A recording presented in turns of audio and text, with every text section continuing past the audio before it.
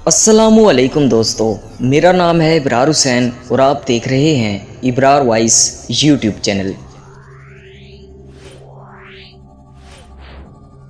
इब्ने जूज़ी रिवायत करते हैं कि एक सादात घराना था।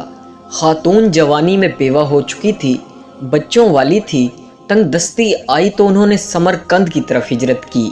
वहाँ पहुँची तो लोगों से पूछा कि यहाँ कोई सरदार, कोई सखी है। लोगों ने बताया कि यहाँ दो सरदार हैं, एक मुसलमान है और एक आतिश परस्त। खातून मुसलमान सरदार के घर गईं और कहा कि मैं आले रसूल सल्लल्लाहु अलैहि वसल्लम हूँ, परदेसन हूँ, ना खाने को कुछ है, ना ही रहने का कोई ठिकाना है।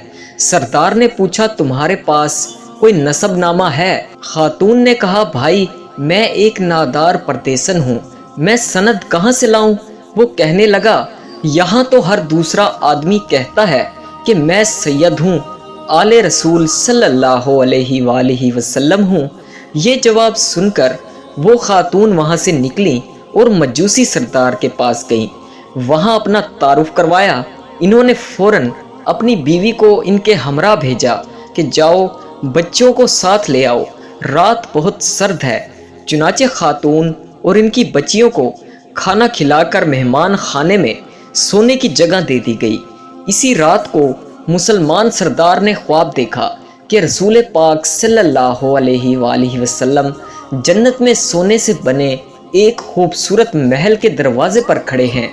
ये अर्ज़ करता है, या रसूल अल्लाह, ये महल किसका है? आप सल्लल्लाहु अलैहि वसल्लम फरमाते हैं, एक मुसलमान का है। ये कहता है कि मैं भी मुसलमान हूँ। आप फरमाते हैं, अपने इस्लाम की कोई सनद पेश करो। वो शख्स कांप जाता है।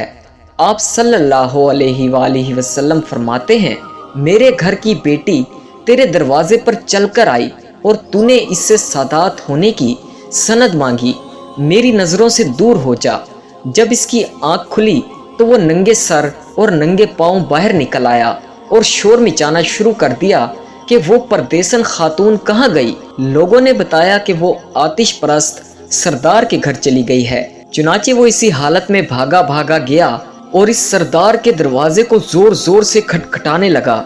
घर का मालिक बाहर निकला और पूछा, क्या हुआ? इसने कहा, जो खातून अपने बच्चों के हमरा तुम्हारे घर में ठहरी हुई है वो मुझे दे दो, वो मेरे मेहमान हैं। मुझसे 300 दिनार ले लो और इन्हें मेरा मेहमान बनने दो।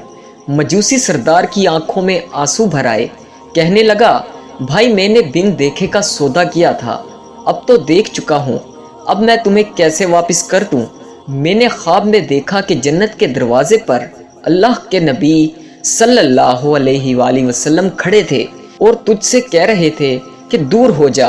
इसके बाद रसूल पाक सल्लल्लाहु अलैहि वसल्लम मेरी तरफ मुतवज्जा हुए और फरमाने लगे, तूने मेरी बेटी को खाना और ठिकाना दिया, तू और तेरा सारा ख़ानदान बख्श दिए गए हैं। सबके लिए अल्लाह ताला ने जन्नत का फ़ैसला कर दिया है। आँख खुलते ही मैं ईमान ला चुका हूँ, मेरा सारा ख़ानदान कलमा पढ़ चुका है। चुनाचे हम वो दौलत कभी आपको वापस नहीं करेंगे। प्यारे दोस्तों, इस वाक़ये से हमें ये भी सबक मिलता है कि जब हमसे कोई मदद मांगे तो हमें इसका हस्बो नसब और इसकी ज़ाहिरी हालत को नहीं परखना चाहिए, क्योंकि इसका अजर हमें अल्लाह ताला ने देना होता है, ना कि इस इंसान ने।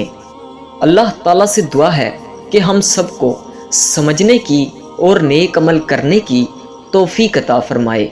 आमीन या रब्बुल आलमीन।